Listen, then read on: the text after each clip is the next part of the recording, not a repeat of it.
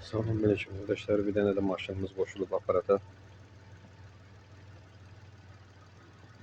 Mitsubishi Mirage 3 silindir balaca maşınlardan da boğulma var.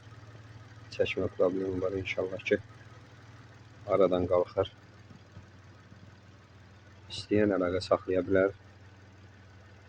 Bu maşınları yarım saat koşulur, 4 silindirlərə 40-50 dəqiqə koşulur.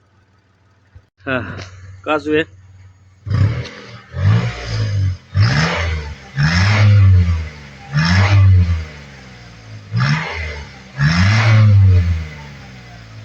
Ver ver.